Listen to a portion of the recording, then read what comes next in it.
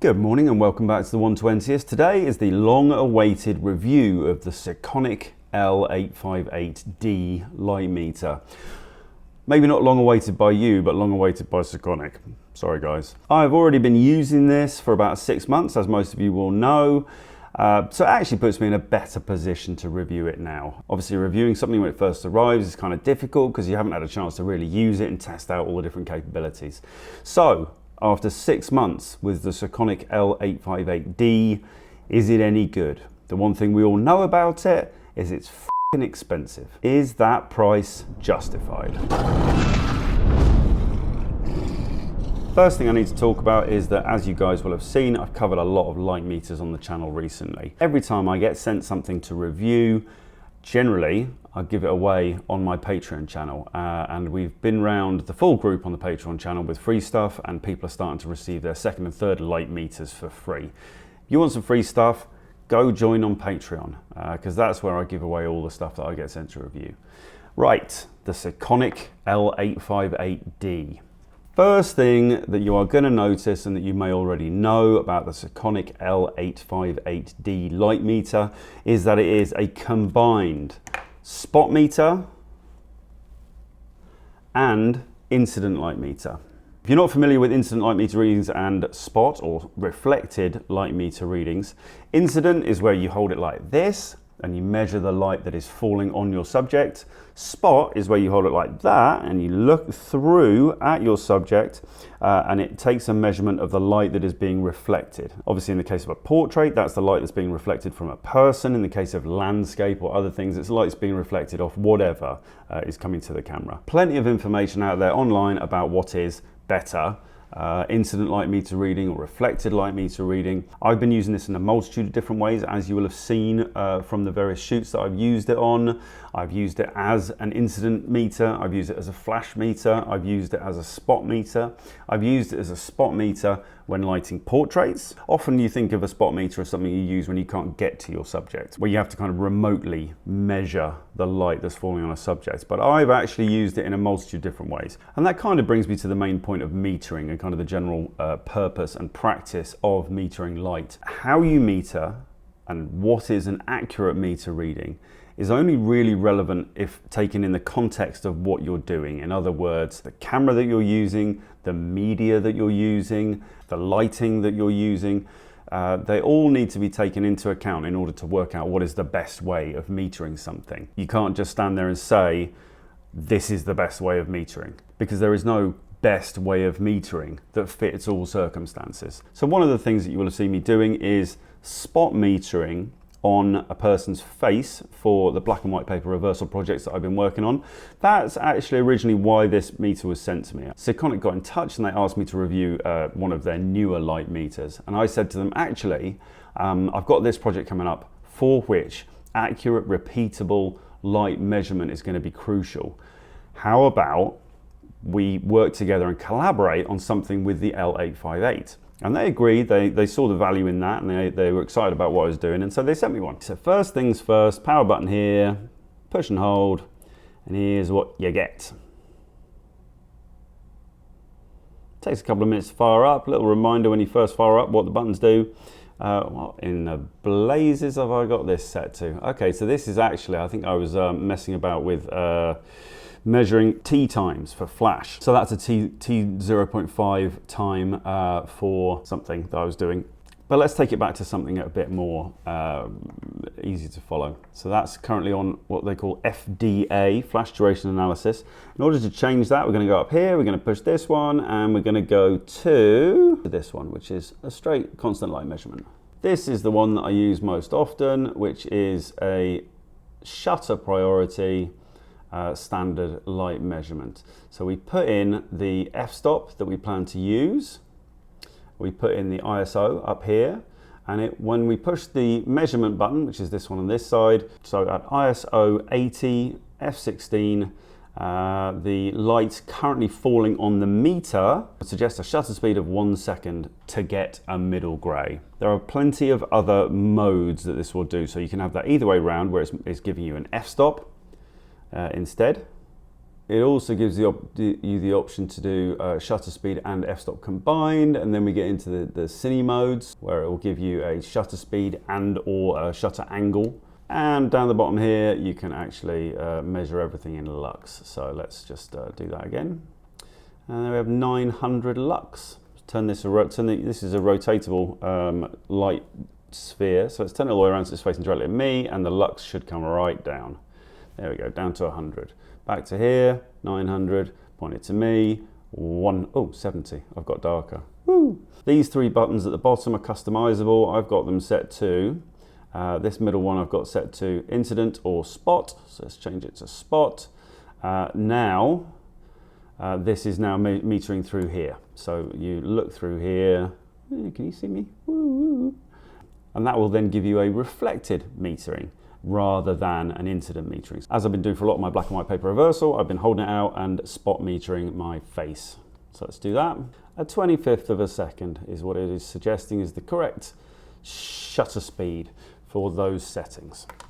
Moving along in the available options, this middle row is all to do with flash. Top one is the standard flash mode where you push the measuring button, it then waits until it sees a flash. So let's just do that quickly. Let's get a flash.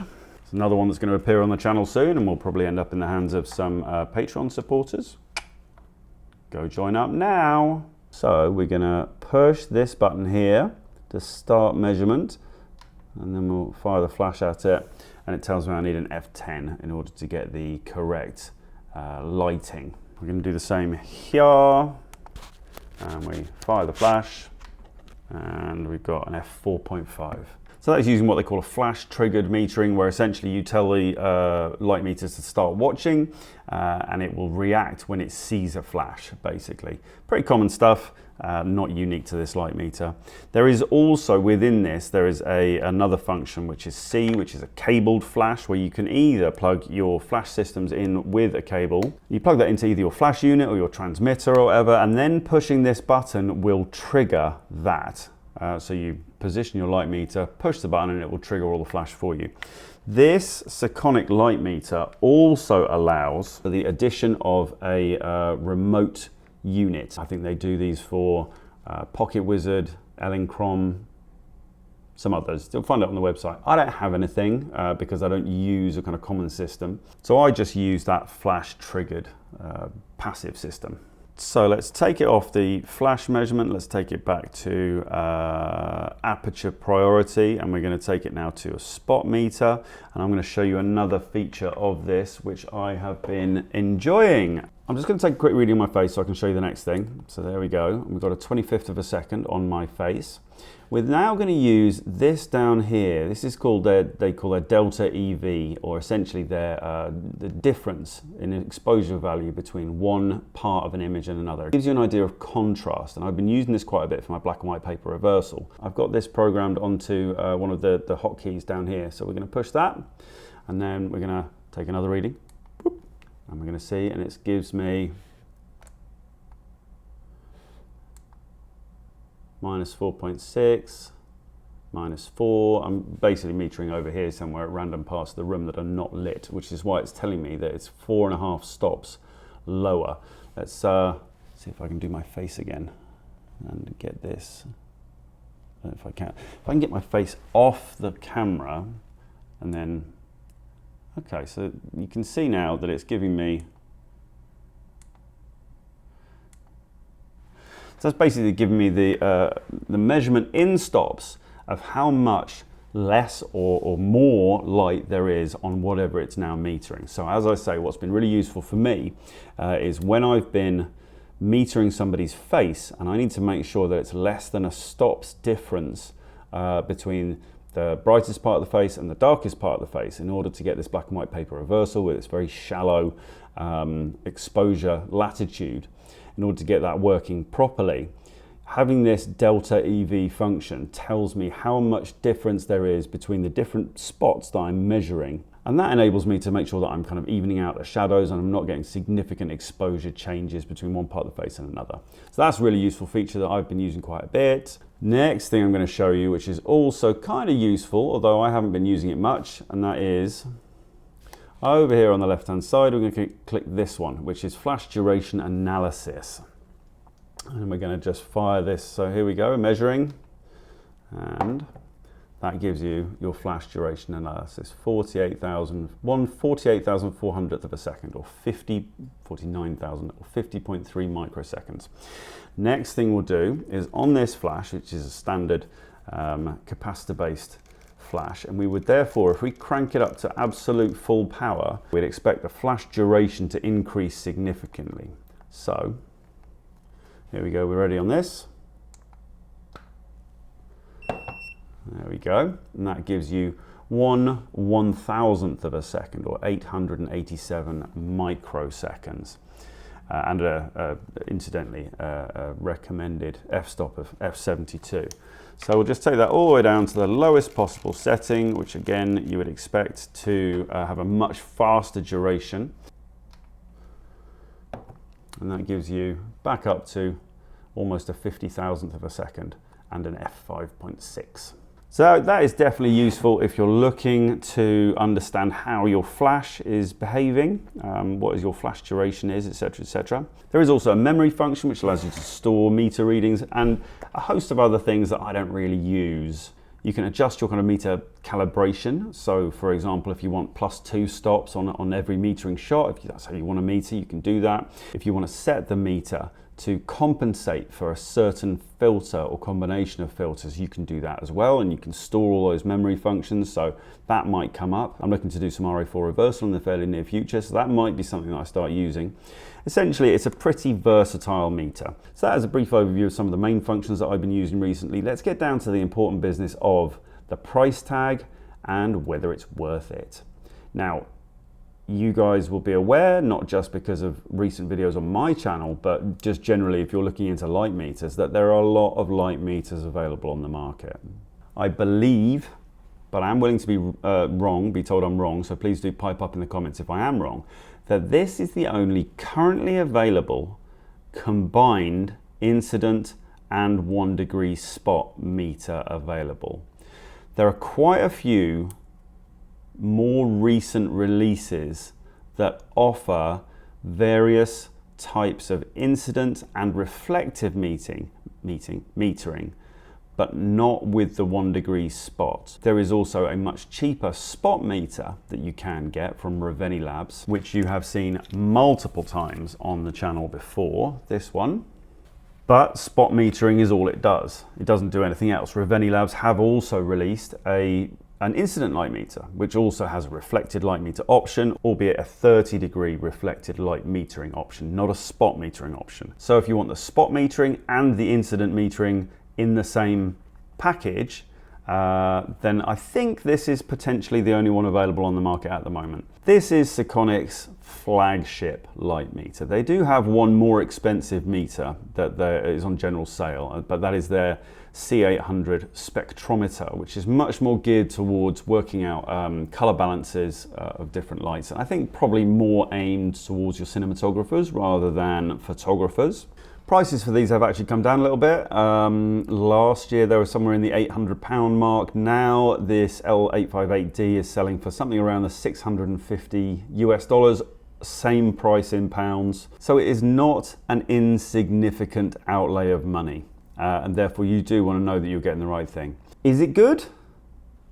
Yes, it's very good.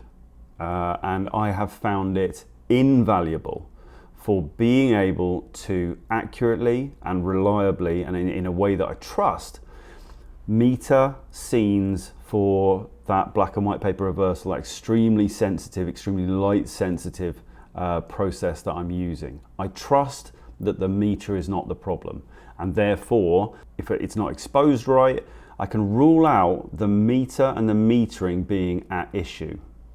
And that's huge, that's really important.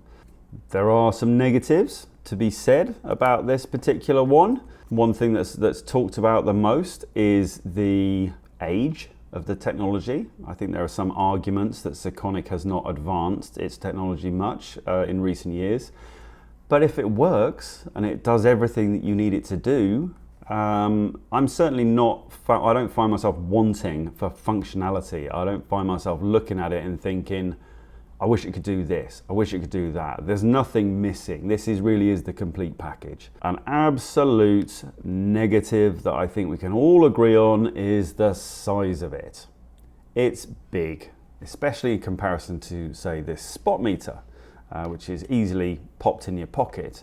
Even the previous Sekonic light meter that I had, which is an L858, I could put in my pocket quite comfortably.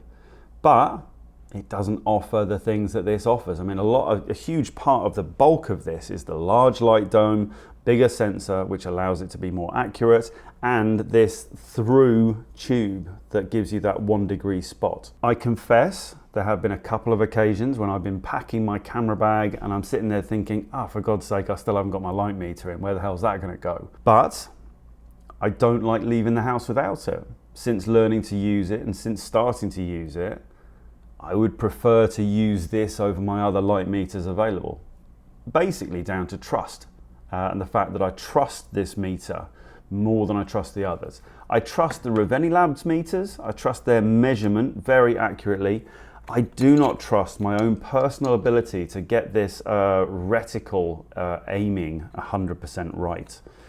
More though on that, there's another video coming up on Reveni Labs, the wonderful Reveni Labs, where we talk about that reticle aiming and its origin in gun sights, which is fascinating. So watch out for that one coming up. But if you're going to put these two together and the functionality that you get from the Sekonic and the functionality you get from this, the difference in price is, I was trying to work out a percentage, I can't do that. This is $200, this is $650. That's the difference. And of course, Reveni Labs have also brought out their Lumo, which is another $200. So essentially you can get all the functionality if you buy the Reveni Labs spot meter and the Reveni Labs Lumo. And you can then just use whichever one you want. And you're still quids in from this one.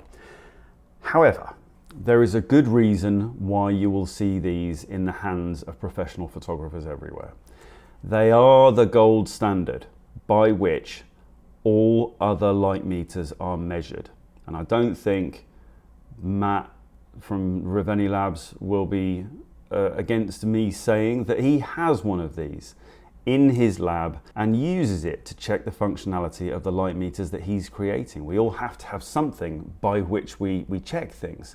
And so if it's accuracy, reliability, and repeatability of light measurement, it's quite well established that this is the gold standard. There may come a time in your photographic career when you want the best light meter that is available, when whatever it is that you're doing demands a level of accuracy that justifies a $650 price tag. And when that day comes, this is what you're going to buy. So that is the Sekonic L858-D light meter. I love mine. I do not like going photographing without it. Now that I've got it, I wouldn't be without it.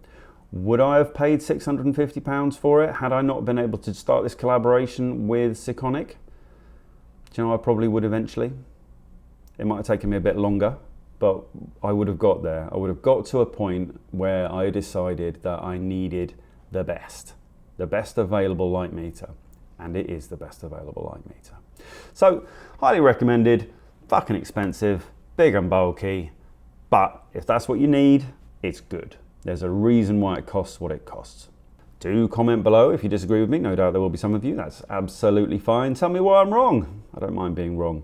I will also respond to some comments that have appeared on other videos at this point. One namely which said, why with your fancy light meter do you keep screwing up the black and white paper reversal process? It's a good point. And it's down to user error, me being the user. It's also down to one of the things that this doesn't do, which in fact the All Seeing All Dancing SpectroMaster also doesn't do, and that is measure UV. So there is so much going on in black and white paper reversal, it's actually not possible to encompass all of the different variables in a single light meter reading. Some of it just comes down to experience and an understanding of light and wavelengths and how they all work together to make certain papers and all the rest of it work. So long story short, a fancy light meter is not going to solve all your problems, but it will certainly solve a few, as it has done for me. So there we go, that is the Sekonic L858 light meter. You will continue to see it on my channel. It is part of my kit now. All right, lots of other stuff coming up on the channel. I have new cameras. I have many new cameras actually. I've been busy acquiring whilst out here in Canada. Some of them aren't working. Bloody Rolleiflex 6006 is driving me around a twist. More on that another time. I'll try and solve that problem before I tell you about the problems. We have a larger medium format camera coming up. I'm also doing a lot of work with, not Polaroids, what are they called? Instax wides on large format. I've been mucking about with loads of things there. So that's gonna be really interesting when that comes up. I've got a video from last year, which I'm gonna post pretty soon, which was really interesting, basically an abandoned theatre that I was asked to go and photograph. So I might put that up next actually. So yeah, loads of stuff coming up. If you're not currently subscribed, please do subscribe. Hope you enjoyed this one. Tell me your thoughts on the Sekonic L858-D light meter. Is it worth the money? I think it probably is. What do you think? All right, that's a lot for today. Goodbye.